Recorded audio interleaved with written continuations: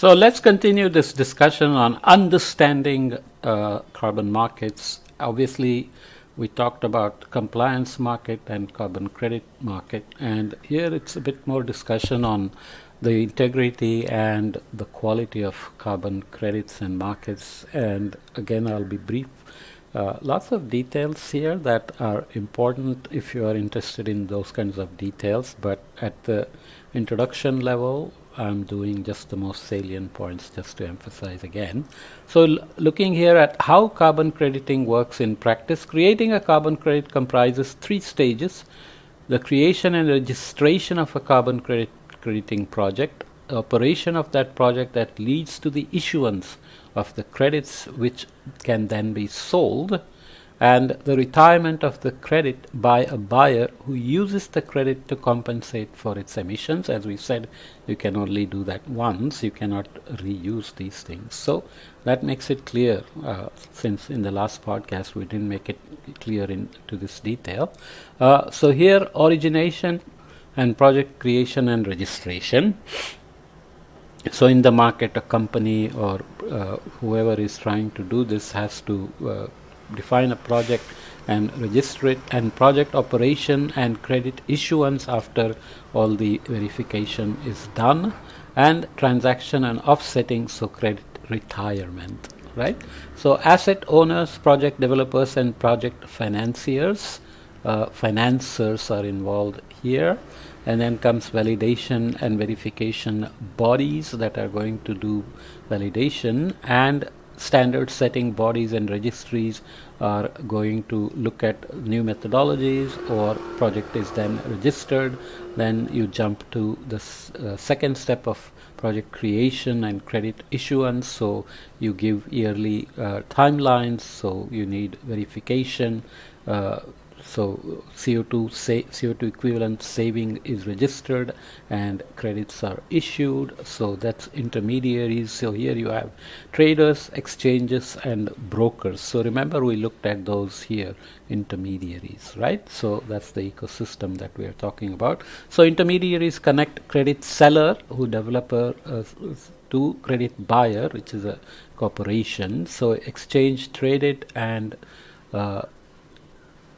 0-ton carbon added. So credit is retired once you reach this stage. So this stage, end buyers like corporates or individuals are involved, where credit is purchased or used to offset credit is purchased and used to offset emissions. So typical timelines here, 3 years to and so from the beginning of project identification and funding, it can be 3 years all the way to retirement, 2 to 3 years if you are already have a validated project, and if the project is already registered, then it can be 1 year, or once the transaction and offsetting for credit retirement is needed, then it can just take a few hours, just as a kind of schematic. Okay.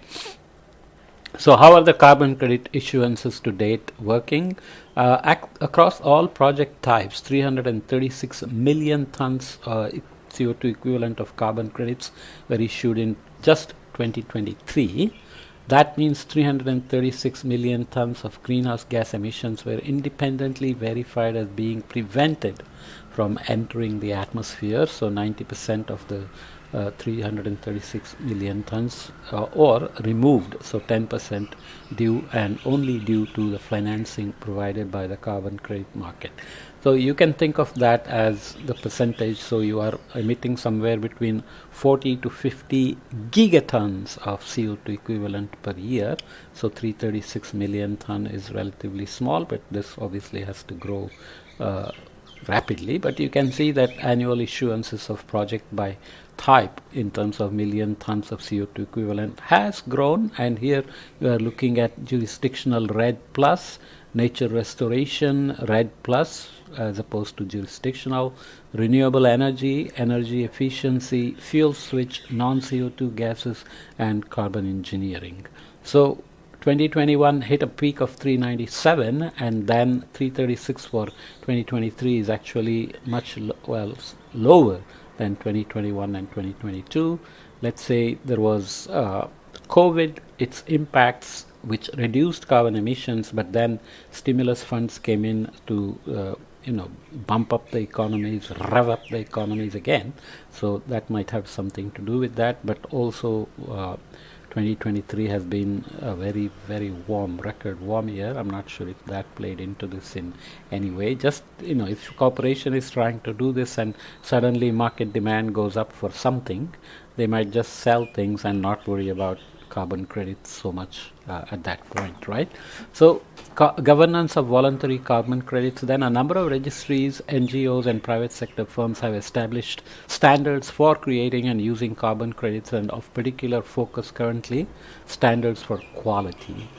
In addition, governments are increasingly regulating certain pockets of the market for carbon credits, including development and certification of credits, trading and claims, and disclosures that a company should make when using them. So you need proper protocols to make sure that everybody is doing what they are claiming to be doing. So voluntary carbon markets, core carbon principles and requirements. So governance, emissions impact, sustainable development. So effective governance, tracking, transparency, etc. Here emissions, additionality, which means you are actually putting away carbon that would not have happened by itself anyway. Permanence, quantification, and no double counting, right? And benefits and safeguards in terms of sustainable development and contribution to net zero transitions. There are lots of requirements that I won't read here. For example, avoid locking in levels of emissions, technologies or carbon intensive practices incompatible with achieving net zero emissions by 2050. So if you have a tunnel vision on dealing with carbon credit and or emissions trading right now, and you are doing something to move downward of your baseline, but whatever you are doing is not eventually going to lead to net zero global targets, then you are not doing the right thing in this sense. So those are the requirements.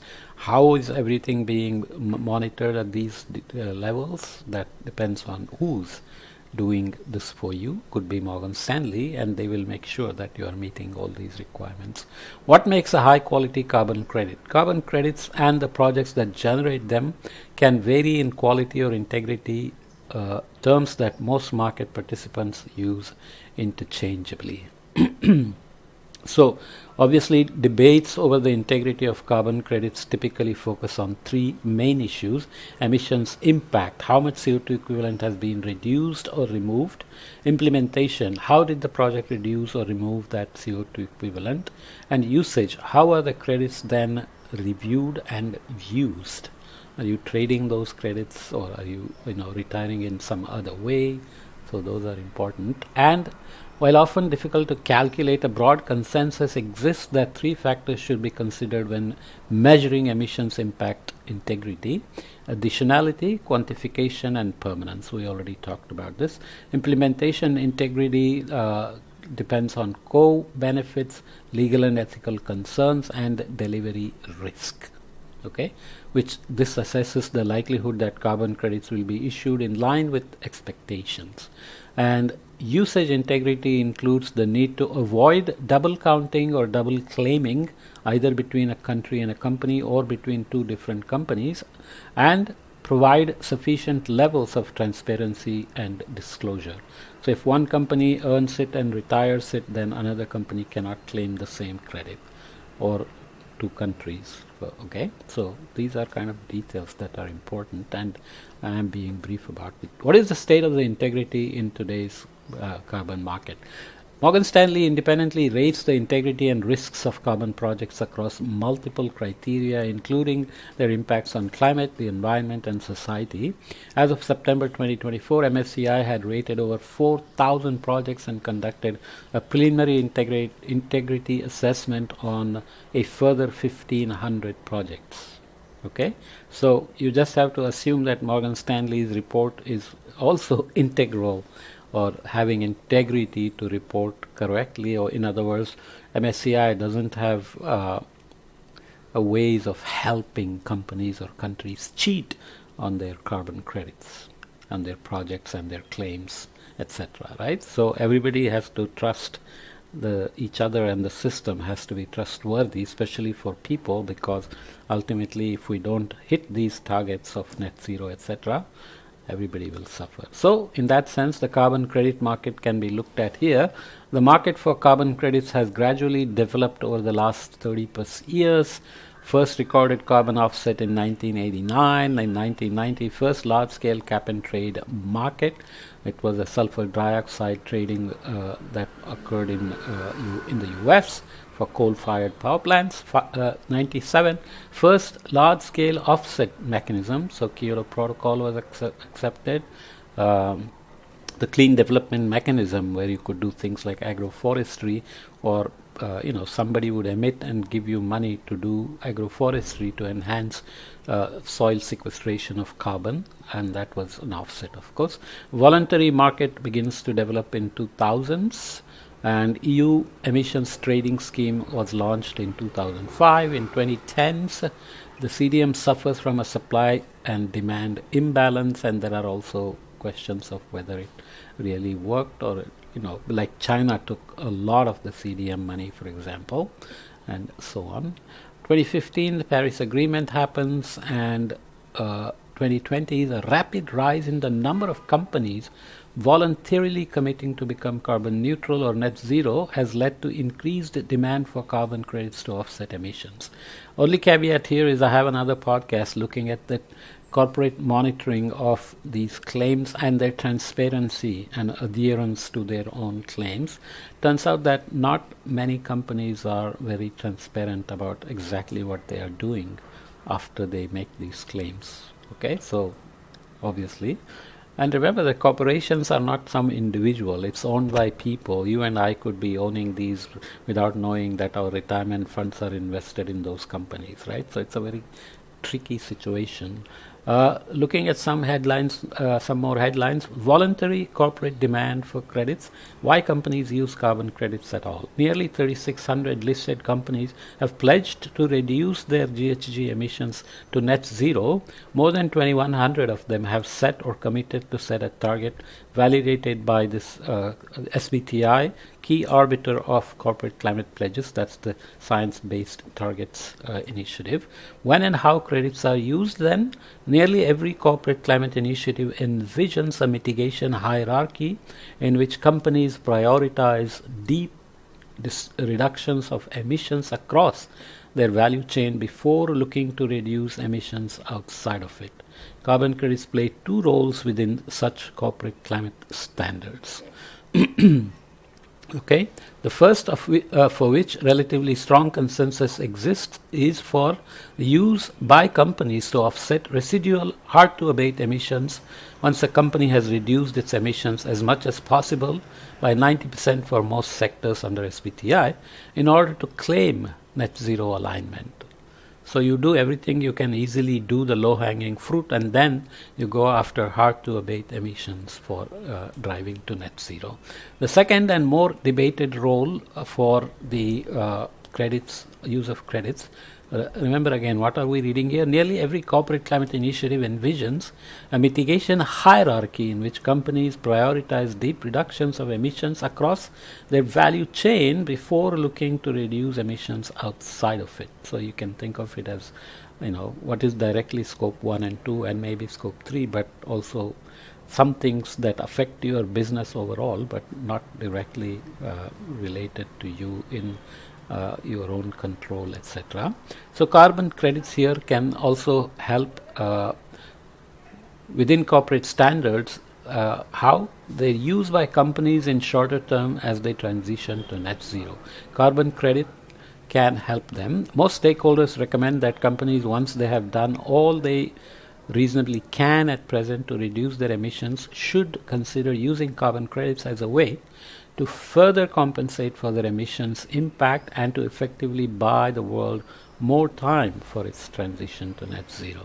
So these are voluntary markets, but sometimes shareholder pressures can act as, drivers for corporations to go beyond.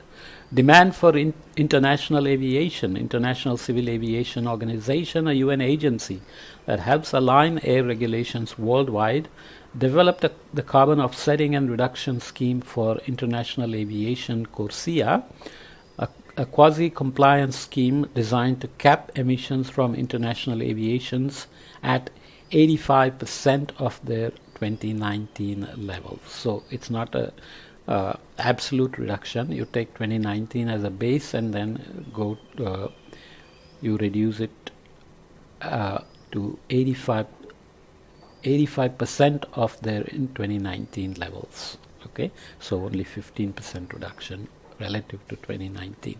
Airline is still considered a hard to abate industry, but a lot of people are trying.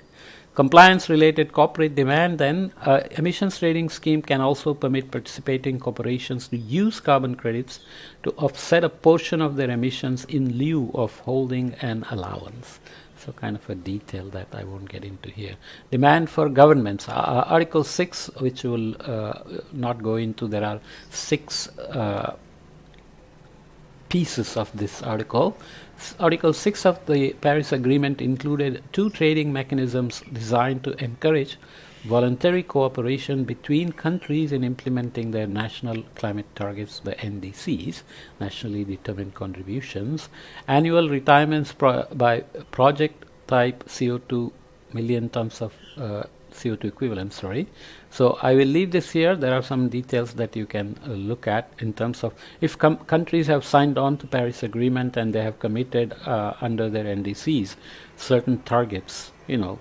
China, India have also announced net zero. Many countries have announced net zero timelines. India 2070, China 2060, US 2050. I think some European countries are earlier. So they all have real incentive to go after these carbon markets in some way or the other, right?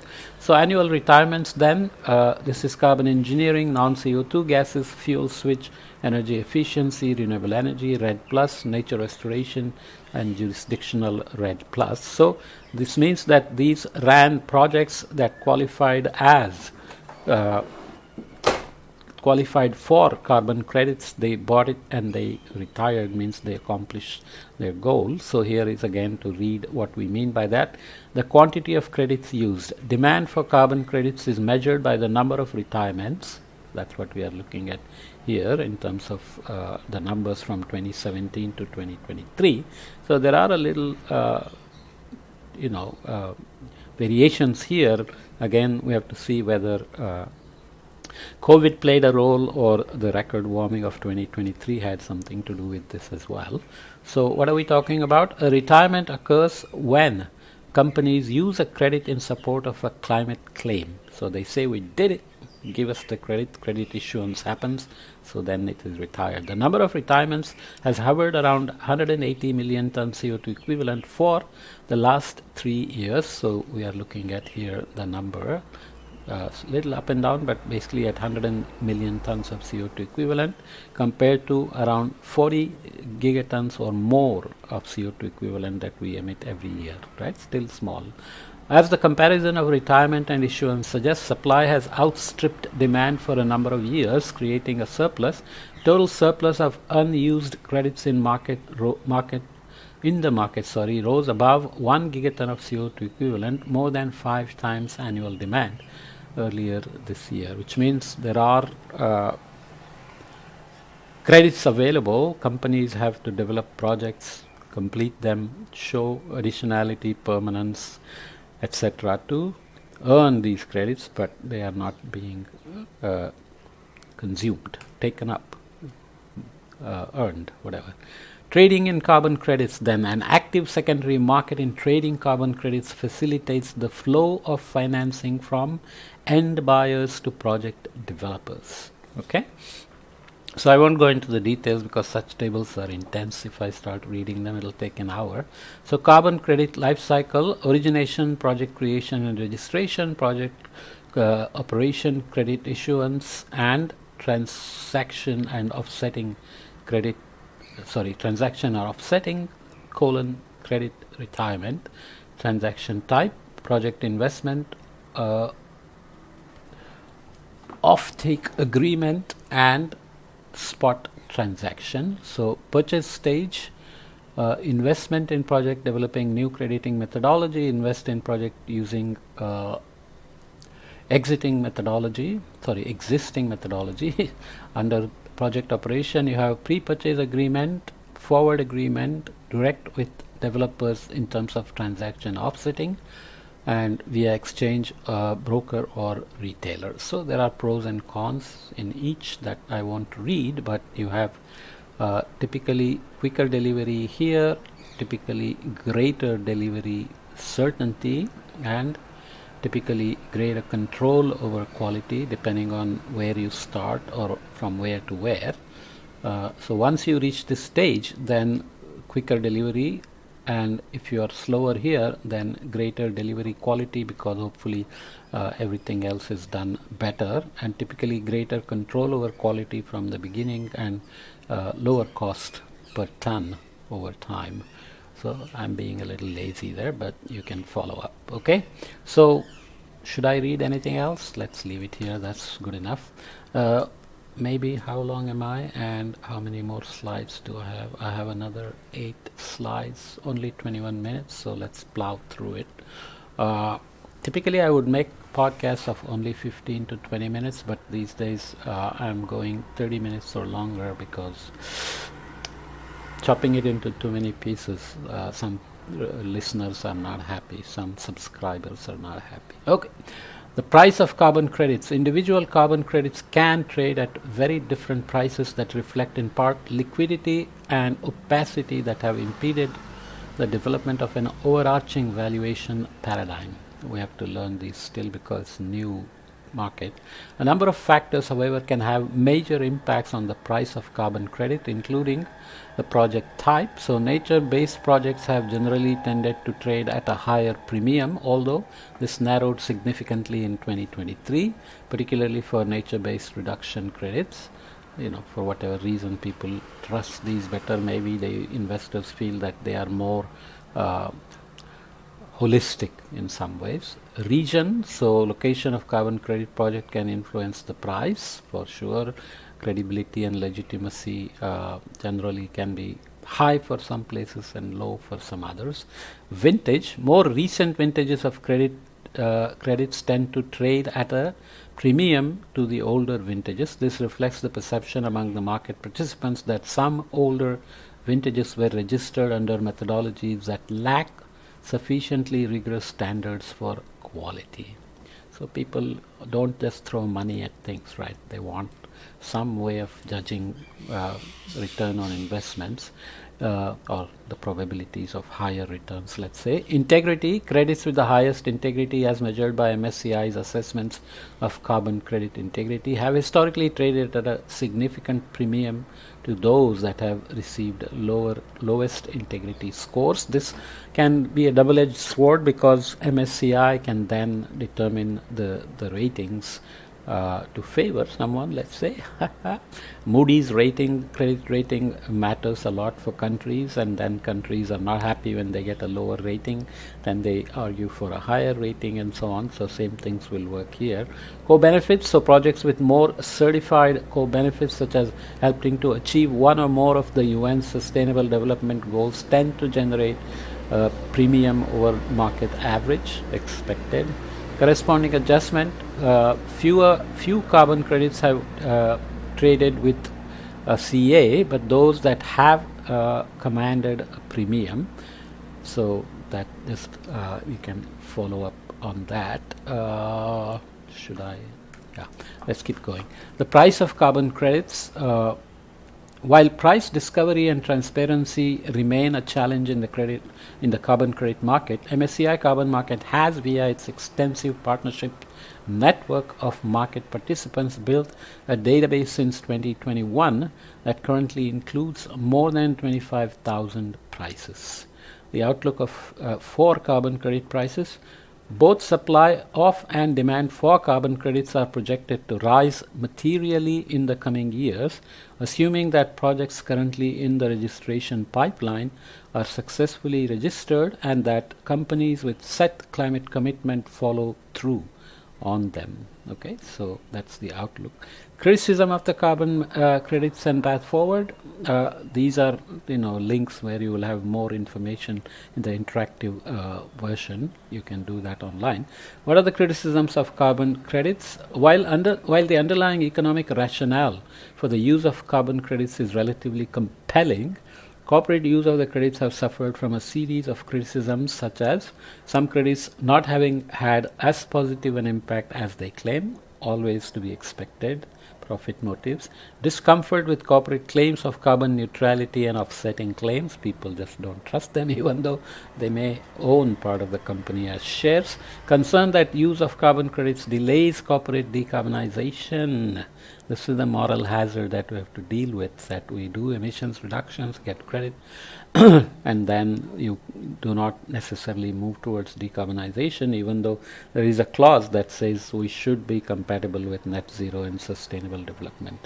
Continuing absence of a strong incentive for companies to act in the short term. So as a compliance requirement, this is always going to be an issue, but if companies begin to see this as a confidence builder with co-benefits for their profits, well-being of the employees, ESG and so on, then they may do this much more aggressively. Such criticisms may have slowed the corporate use of credits and growth of the voluntary carbon market as a whole. Hence, a number of initiatives are now trying to tackle these concerns, which are impeding the market from reaching its full potential. Okay. Questions about carbon credit integrity. Carbon credits have long been troubled by questions, many of them valid, about their integrity. Right? We already looked at some. Questions about carbon credit related claims. Carbon credits have traditionally been used by corporations to offset their emissions and claim carbon neutrality at a product or company level. It's just like we started with green products and recyclable and so on. Many of them turned out to be bogus, or people just don't know what it means. What do you mean by green or greener or 30% less emission? What does that mean? So people are always suspicious about claims by corporations. Questions about impact of carbon credit use on corporate decarbonization. Some critics charge that the use of carbon credits allows companies to buy their way out of the need to decarbonize their business, which is a legitimate concern. Questions around the incentive to act now. Relative to the number of firms that have committed to reach net zero over the next 25 years, few are currently using carbon credits at scale in terms of their operations and emissions. The world's carbon budget, meanwhile, continues to rapidly decrease. Well, that's if you look at emissions, they continue to rise. Listed companies are likely to burn through their share of the global carbon budget for limiting the rise in average global temperatures to 1.5 degrees C by November 2026. Well, this is true. In 2024, we already exceeded it, but doesn't mean we'll stay there. So let's move on to corporate use of carbon credits. Oops. Use of carbon credits by companies. Companies considering how and when to engage with the carbon credit market face a number of important questions, including when to use credits, what type of credits to use, when and how to buy credits, what claims can be made after buying, what needs to be then disclosed to earn the issuance, right? When to use credit. Consensus among standard setting bodies suggests that companies should where feasible, prioritize the reduction of their own emissions as fast as possible. Pick all the low-hanging fruit, come to some baseline that is minimum according to your own internal abilities without additional investments and carbon credits, and then push for a rapid drop below the baseline with carbon credits. Case study, JP Morgan Chase, another big financial company, bank, how JP Morgan Chase & Co. is harnessing the voluntary carbon market for climate innovation. The voluntary carbon market can play an important role in accelerating the transition to a low-carbon economy by lowering the cost of decarbonization, driving the capital towards climate solutions, and creating benefits for communities and the environment. There is some details on what JP Morgan Chase is doing that I skipped. but you can read. There are some additional case studies at the end of the report as well. What type of credits to use? So corporations have to face this question. Fragmentation of the carbon credit market and a multitude of standards and guidance bodies can make it difficult for companies to know exactly which carbon credits they should use. So if we're looking at percentage breakdown of offsetting portfolio, so you're going from 2020 at 0% to 100%, so contributions rather than compensation claims, and there are other investments not used as compensation to deliver benefits, and you have some net zero date here, so either 2050 or which is a global net zero date, but as I said, China and India are beyond that, so corporations have to have their targets as well. So here you are looking at increasing contributions from 2020 for carbon removal with the lowest risk of reversal, so permanence. So you want to be climate positive by 2050, just in terms of taking out more emissions than we are putting in. There will be irreducible emissions, right? Natural and human-made. Carbon removal with higher risk reversal is high now, but it can phase out once we have reached decarbonization. And so maybe I should start here. Avoided fossil and carbon use is listed as one here, which has to be high right now and can hit a zero at some point if we have eliminated fossil fuels and carbon use. Secondly, emissions reductions from the biosphere. So that's the second one, again similar to the avoided fossil fuel and carbon use. They can all phase out by before 2050. Emissions reductions with lower risk of removal, carbon removal with higher risk, and then carbon removal with lowest risk of irreversible.